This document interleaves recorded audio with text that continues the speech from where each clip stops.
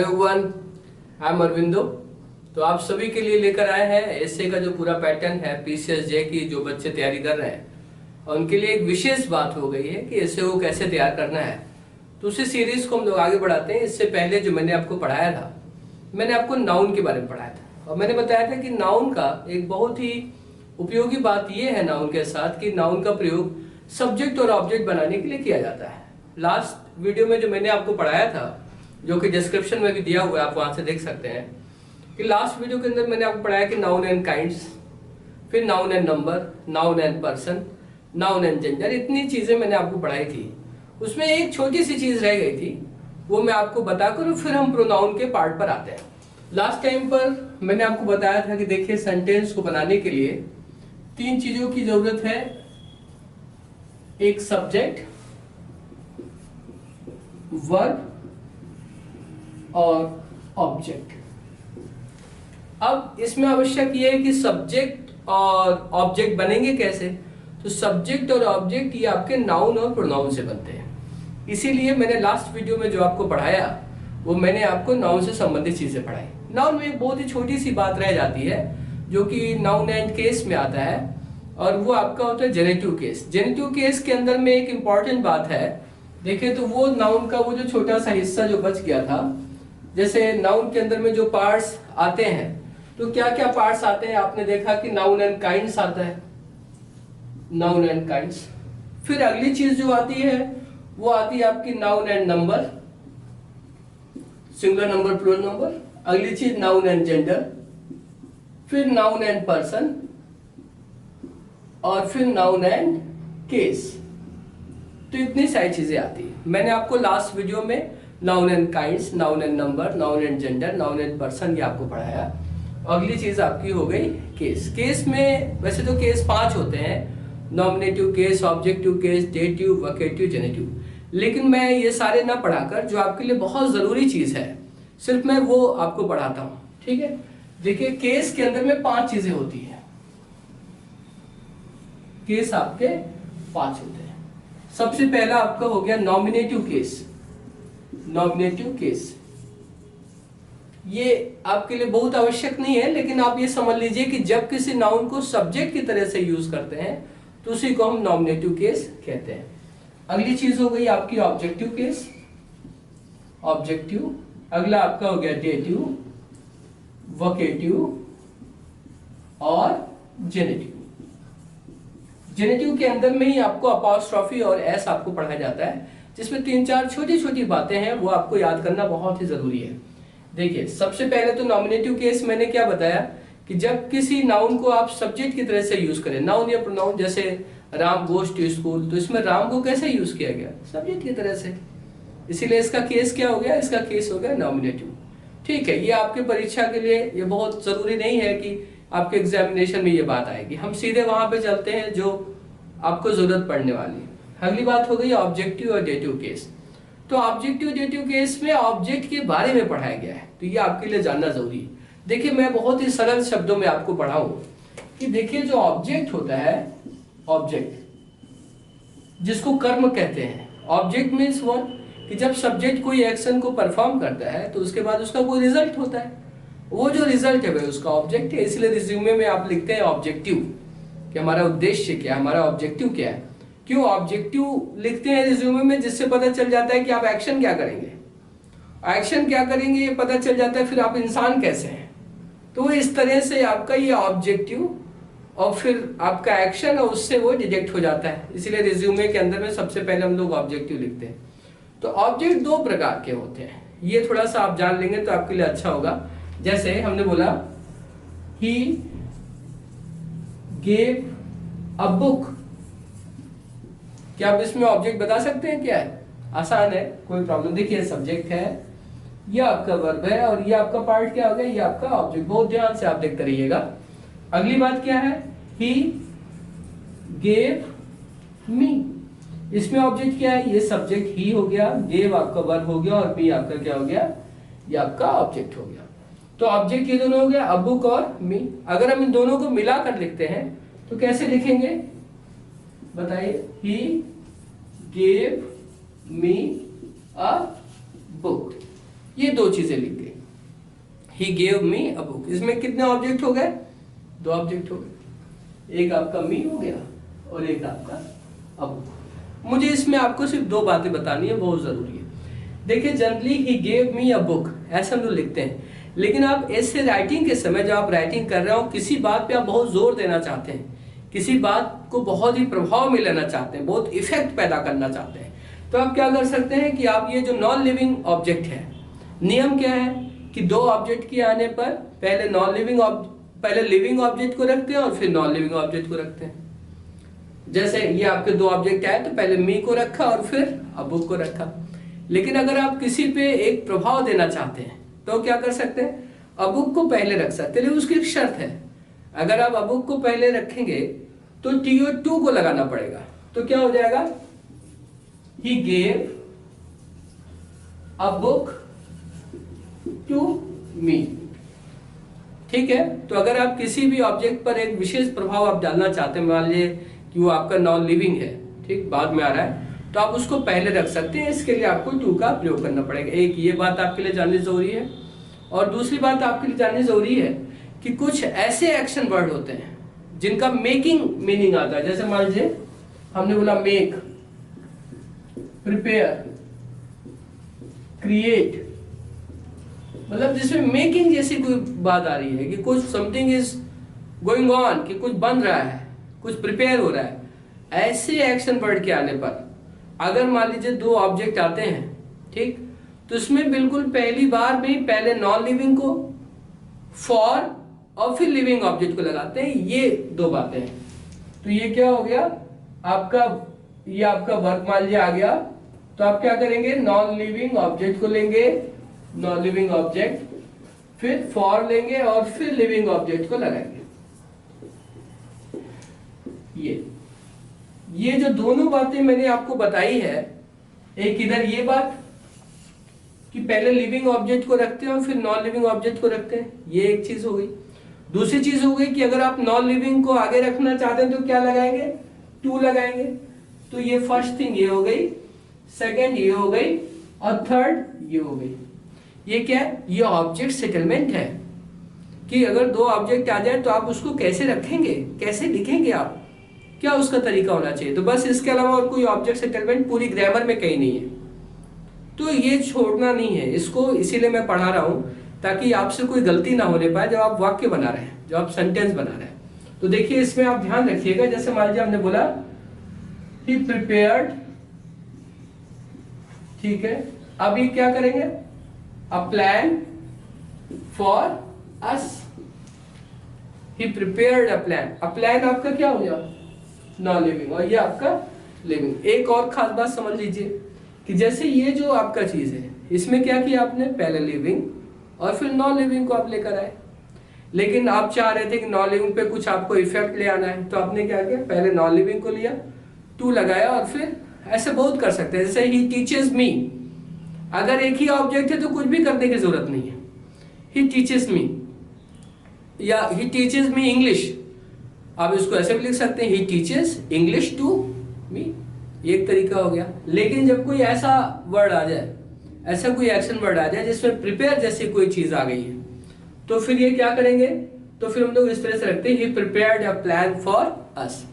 ठीक, इसमें कई बार ये जो आपका ये फॉर वाला आ रहा है, इसमें अनेक बार ऐसा भी हो सकता है कि ये नॉन लिविंग ऑब्जेक्ट ना आया, इसका भाव छुपा हुआ, तो उस समय भी आप फॉर अस का प्रयोग कर सकते हैं। यही वजह है कि कई बार आपको ऑब्जेक्ट टू और फॉर से जोड़ना पड़ता है, जो जिसमें लोग कंफ्यूज होते हैं कि आखिर ऐसा क्यों हो रहा है। तो अब आपको समझ में आ गया होगा। तो यह ऑब्जेक्ट सेटलमेंट है, ये चीज हो गई। दो तीन छोटी छोटी चीजें मैं आपको बताता हूँ अपॉस्ट्रॉफी के बारे में, और फिर मैं आपको प्रोनाउन याद करवाऊंगा, और प्रोनाउन के बाद फिर हम लोग वर्ब लेकर सीधे सेंटेंस बनाना शुरू कर देंगे, और उसके बाद फिर मैं आपको इंट्रोडक्शन लिखना सिखाऊंगा एस्से का, कि इंट्रोडक्शन कैसे लिखना है। अभी वीडियो के लास्ट में मैं आपको ये भी बताऊंगा कि कौन कौन से इंपॉर्टेंट एस्सेज हैं, क्योंकि बहुत सारे कमेंट्स आ रहे हैं, बहुत सारी चीजें आ रही हैं, तो मैं आपको बताना चाह रहा हूँ कि किन चीजों पे आपने एस्से तैयार करना है। ठीक है, तो ये वीडियो के बिल्कुल लास्ट में मैं ये करता हूँ। ठीक, देख लीजिए, ये ऑब्जेक्ट सेटलमेंट है। अगर आपके पास दो ऑब्जेक्ट आएंगे तो आप कैसे करेंगे? पहले लिविंग ऑब्जेक्ट फिर नॉन लिविंग। अगर आप नॉन लिविंग को पहले रखना चाहते हैं तो ठीक है, नॉन लिविंग ऑब्जेक्ट को पहले रखें, टू लगाएं, और फिर लिविंग ऑब्जेक्ट रखना है। दूसरा, अगर कोई ऐसा वर्ड आ रहा है, मेक आ रहा है, क्रिएट आ रहा है, कुक आ रहा है, जैसे she cooked food for us, तो ऐसे में क्या होता है, ऐसे में हम लोग नॉन लिविंग हमेशा रखते ही है। इसको हटाकर आप लिविंग को पहले और नॉन लिविंग को बाद में नहीं रख सकते, ठीक है।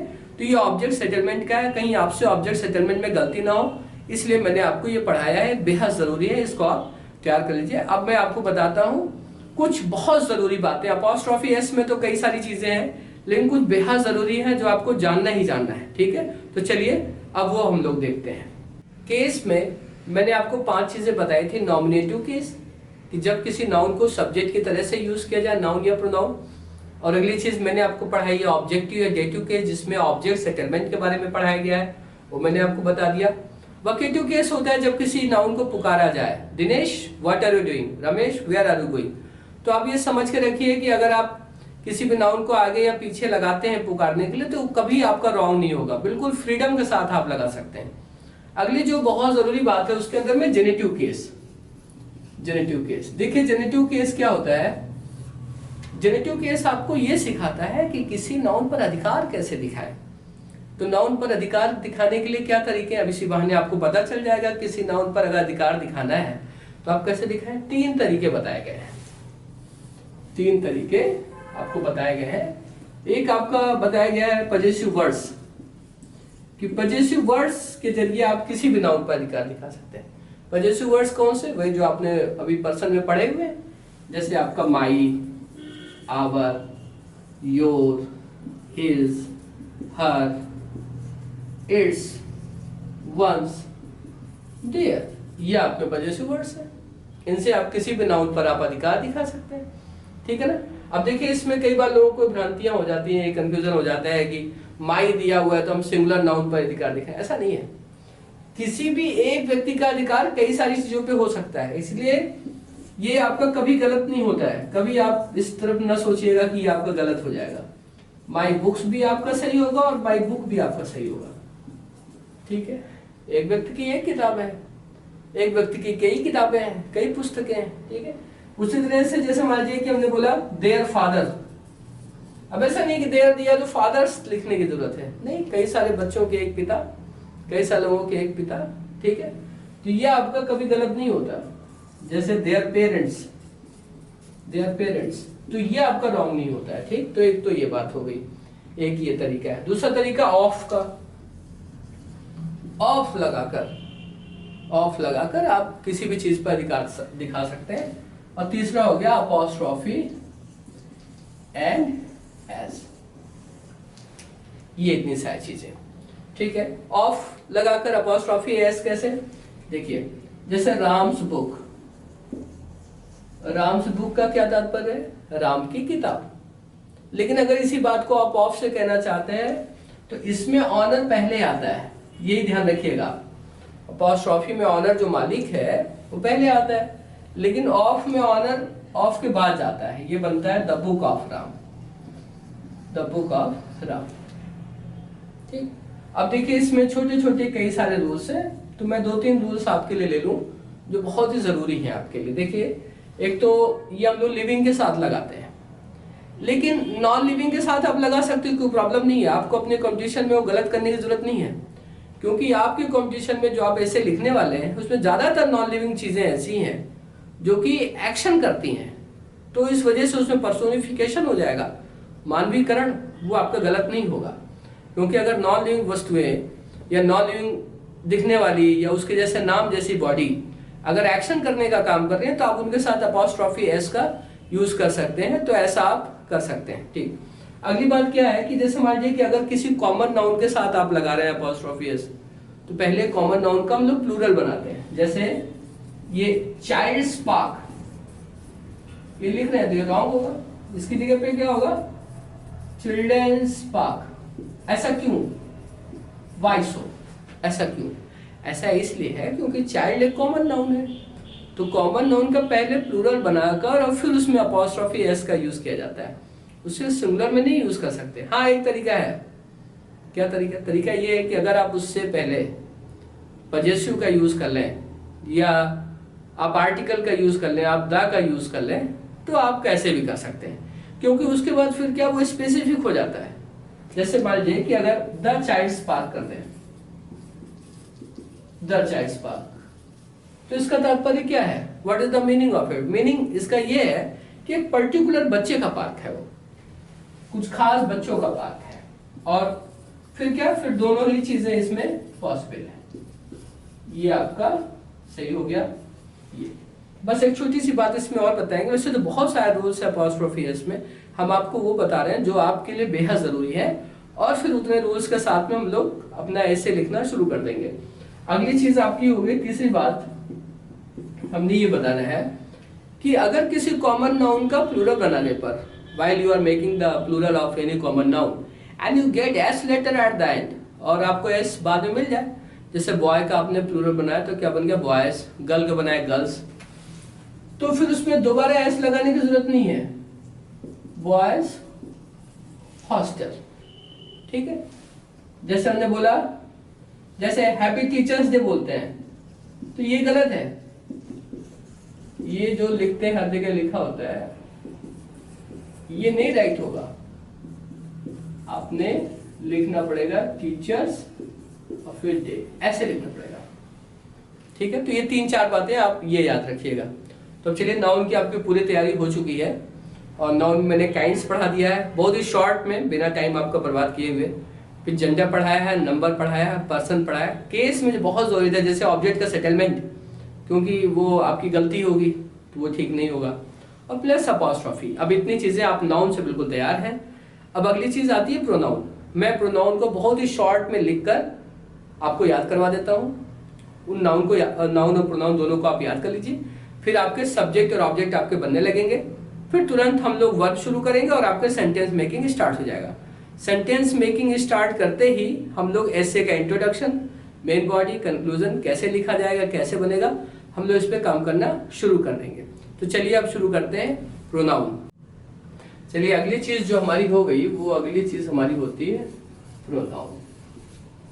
What is pronoun? Pronoun is the word which is used instead of noun. Noun की जगह पर यूज होने वाले जो शब्द हैं वही आपके प्रोनाउन है। तो नाउन कितने, लाखों करोड़ों हैं। तो बिल्कुल इतने सारे नाउन को कैसे कोई याद करेगा कुछ ही दिनों में? तो इसके लिए एक व्यवस्था बनेगी, और जो व्यवस्था है उसी व्यवस्था का नाम क्या है? प्रोनाउन है। The same arrangement is called pronoun. तो इसके जरिए क्या, जनरली लोग जो प्रोनाउन पढ़ते हैं, याद करते हैं, वो पढ़ते हैं I, we, you, he, she, it, 7। ये सिर्फ 7 नहीं, और भी काफी सारे हैं। तो ये छोड़ देने की वजह से लोगों का प्रॉब्लम हो जाता है कि उन्हें सब्जेक्ट ऑब्जेक्ट बनाने में, उसके साथ सेंटेंसेस बनाने में उन्हें प्रॉब्लम होती है। देखिए, मैं सारे प्रोनाउन लिख रहा हूँ, आपने एक काम करना है, इसको याद कर लेना है। आप याद कर लेंगे, फिर उसके बाद की सारी जिम्मेदारी मेरी है। आप सेंटेंस बनाएंगे, बहुत अच्छे सेंटेंस बनाएंगे, एंड जस्ट इन 3 वीडियोस, ये मेरा वादा रहा है, 3 videos. This is the second one, और थर्ड में आप you will be making sentences, आप हजारों सेंटेंस बना रहे होंगे, ये हमारी गारंटी है। देखिए, सबसे पहला प्रोनाउन में आप याद करिए पर्सनल प्रोनाउन। पर्सनल प्रोनाउन आप तैयार करें। पर्सनल प्रोनाउन में I, we, you, he, she, it, they. बहुत ही छोटी छोटी सी बातें मैं इसके बारे में आपको बता दूं कि देखिए, आई सिंगुलर है, वी प्लूरल है, यू सिंगुलर प्लूरल किसी में भी यूज हो सकता है, लेकिन इसके साथ हेल्पिंग वर्ब एक्शन वर्ड हमेशा प्लूरल का यूज करते हैं। ही आपका सिंगुलर है, जेंडर वाइज ये मैस्कुलिन के साथ प्रयोग होता है। शी आपका सिंगुलर है, इट आपका सिंगुलर है, ही आपका मैस्कुलिन जेंडर, ये फेमिनिन जेंडर, ये न्यूट्रल जेंडर। अभी ही का प्लूरल है तो वो दे, शी का दे, इट का दे। किसी भी जेंडर का अगर प्लूरल है, जनरली लोगों को ये तो मालूम होता है, ये तो पता होता है कि मैस्कुलिन का प्लूरल में दे का यूज करते हैं, the boys are coming, they are good. Feminine में the girls are coming, they are good. लेकिन उन्हें ये नहीं पता होता है कि आप दे का यूज आप न्यूट्रल जेंडर के प्लूरल के लिए भी कर सकते हैं। I have some books, they are good, they are interesting, ये बिल्कुल सही है। अब देखिए कितनी सारी फ्रीडम आपको मिलती है यूज करने के लिए। तो ये आपके ये पार्ट हो गए। नेक्स्ट देखिए, डेमोन्स्ट्रेटिव प्रोनाउन। डेमोन्स्ट्रेटिव में हो गया this, that, these, those, the same, such। देखिए ये जो शब्द है लगभग एक ही चीजों को कह रहे होते हैं, इसमें बहुत परेशान होने की बात नहीं है। हाँ, आपके पास ऑप्शन बढ़ गए, ठीक। आप जिन चीजों के लिए दे यूज कर रहे थे, आप दिस भी यूज कर सकते हैं, दोस भी यूज कर सकते हैं, इसमें कोई बंधन नहीं है, ठीक। देखिए दिस आपका ये सिंगुलर होता है, दैट आपका सिंगुलर होता है, ये प्रेजेंट के लिए, इसको पास्ट के लिए। दीज आपका क्या होता है, प्लूरल होता है। दोज भी आपका प्लूरल होता है। ये आपका सिंगुलर या प्लूरल किसी के लिए भी यूज कर सकते हैं, द सेम, सिंगुलर या प्लूरल। और सच आपका ये भी सिंगुलर या प्लूरल किसी के लिए भी यूज कर सकते हैं। लेकिन ध्यान दें, जब आप सच का यूज सिंगुलर के साथ कर रहे हैं तो आपने करना है सच अ बुक, उसको ए एन बीच में यूज करके तब करते हैं हम लोग, सच ए एन और फिर ये नाउन। प्लूरल के साथ कर रहे हैं तो आप सीधे कर सकते हैं सच बुक्स। आप इसको तैयार कर लीजिए। अगली चीज है डिस्ट्रीब्यूटिव। ये जो डिस्ट्रीब्यूटिव आपका प्रोनाउन है, ये आपको सिखाता है कि डिस्ट्रीब्यूशन के लिए कैसे शब्दों का प्रयोग करना है। तो इसको भी आपने याद करना होगा। सबसे पहले ईच, एवरी, ईदर, नीदर, सम, एनी, ऑल, ये आपने तैयार करना है। देखिए ईच आपका, ये each boy, each girl singular के साथ, एवरी भी सिंगुलर के साथ, भाव वही देगा प्लूरल वाला, लेकिन इसके साथ सिंगुलर नाउन लगाना है और सिंगुलर वर्ब का यूज करना है। जैसे every boy is my friend, every boy is good, ठीक। अगला ईदर, जब दो में से एक, नीदर दो में से कोई नहीं। सम का यूज आप कैसे भी कर सकते हैं, कभी गलत नहीं होता। चाहे आप सम वाटर कहें, चाहे आप सम बॉयज कहें, दोनों जगह पर सही है। काउंटेबल प्लूरल में भी सही है और अनकाउंटेबल में भी। एनी का यूज भी गलत नहीं होता। बस आपने ध्यान रखना है कि नो और एनी का यूज नहीं करना है।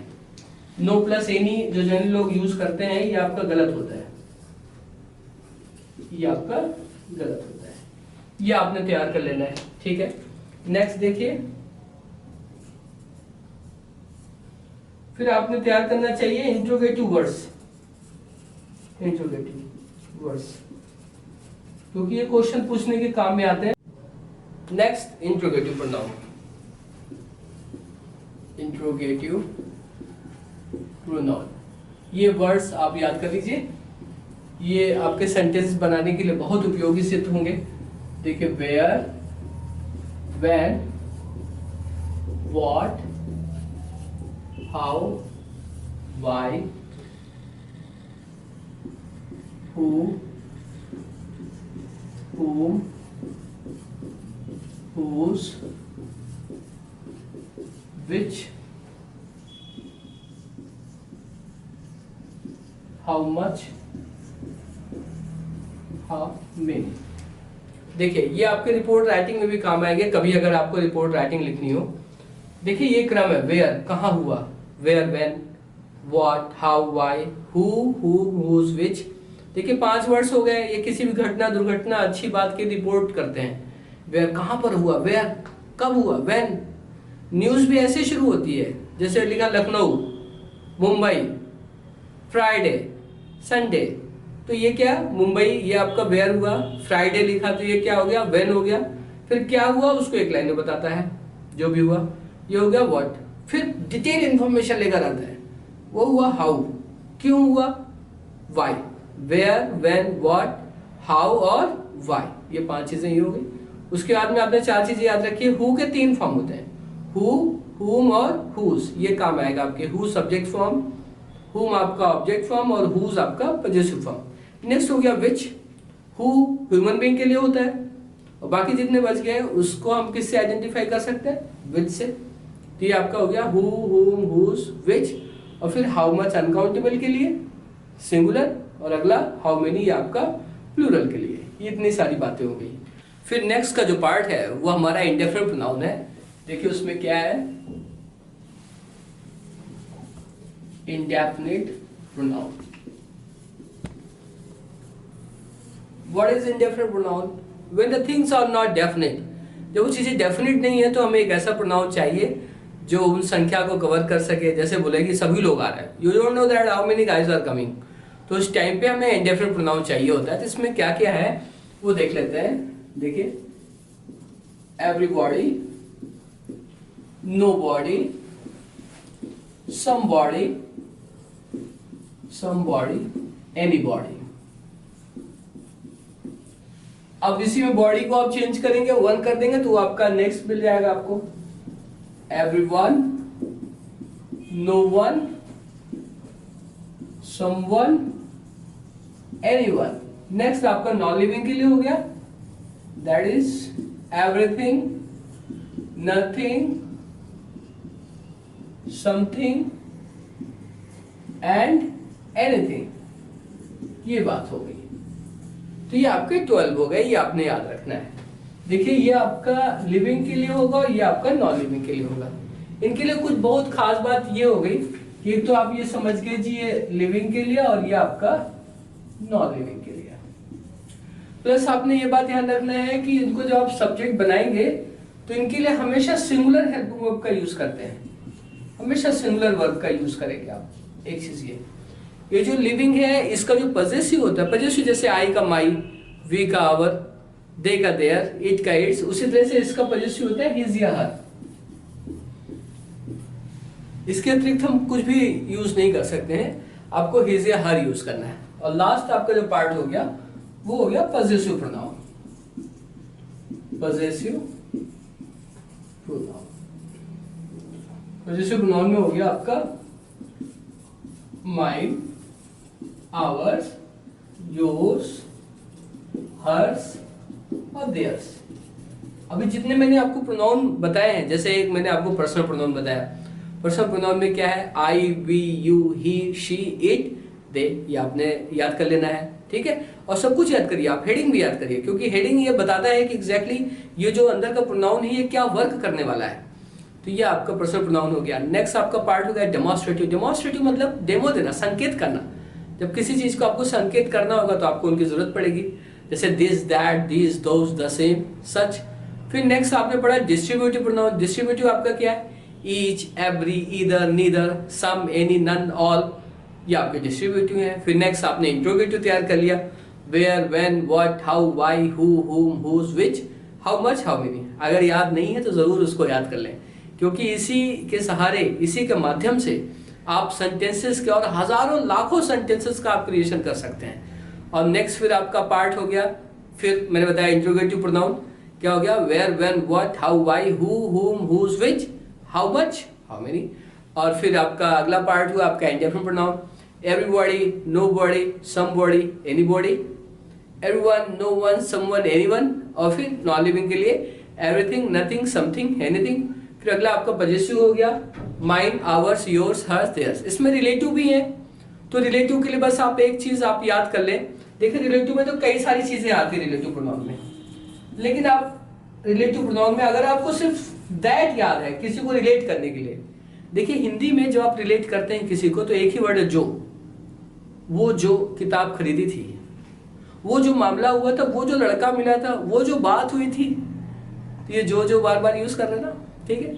इंग्लिश में सभी के लिए अलग अलग व्यवस्था है, जैसे ह्यूमन बीइंग है तो who, the boy who met us, ठीक है, the girl who is coming is my sister, ठीक है।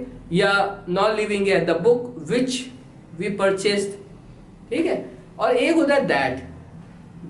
दैट में क्या है कि ये लिविंग और नॉन लिविंग दोनों को रिलेट कर सकते हैं, इसलिए अगर आप दैट का ध्यान रखें और जहां भी आपको ऐसे रिलेट करना पड़े आप दैट का यूज करेंगे, आपका कभी गलत नहीं होगा। तो देखिए, मैं तीनों चीजें लिख दे रहा हूं इसमें, आपका whom, whose, which, that। और मैं आपसे कह रहा हूं कि देखिए, मैं आपको कोई भी ज्यादा चीज नहीं याद करवाऊंगा, तो आप दैट का आप ख्याल रखें, ठीक है। तो ये आपके प्रोनाउन हो गए। इन प्रोनाउन को आप सबसे पहले खूब बढ़िया सा याद कर लीजिए, और बिल्कुल से फिर नेक्स्ट वीडियो में हम आपको बताते हैं कि सेंटेंस मेकिंग कैसे होगी और सेंटेंसेस कैसे बनाएंगे। लेकिन मैंने आपसे ये भी वादा किया था कि मैं आपको ये बताऊंगा कि आखिर किन किन चीजों पे आपने ऐसे तैयार करना है। तो आप अपना पेन पेपर आप रेडी कर सकते हैं, मैं थोड़ी सी जगह यहाँ पे बनाता हूँ और आपके लिए कुछ ऐसे लिखता हूँ कि कौन कौन से ऐसे जो भी बच्चे तैयार करना चाहते हैं ऐसे को, तो कौन कौन से टॉपिक्स होने चाहिए मैं आपको बता रहा हूँ, और उन टॉपिक्स को आप जरूर तैयार करें, मैं भी तैयार करवाऊंगा। बस एक लेक्चर और चाहिए मुझे, ताकि आपकी सेंटेंस मेकिंग कंप्लीट हो जाएगी, और उसके बाद फिर हम आपको उन पे लिखना भी सिखाएंगे। देखिए, सबसे पहले आप जो तैयार कर सकते हैं, तो आपने राइट टू प्राइवेसी पे आप तैयार करिए, राइट टू प्राइवेसी आपने इस पे तैयार करना है, ठीक है। मेक इन इंडिया पर तैयार करें, make in India. Digital India पर तैयार करें, डिजिटल इंडिया। नेक्स्ट आप skill India, skill India. Next clean India, Swachh Bharat, India Swachh Bharat, स्वच्छ भारत पर आप तैयार करें। ये right to privacy, make in India, digital India, skill India, clean India, Swachh Bharat, फिर सेव डॉटर, एजुकेट डॉटर।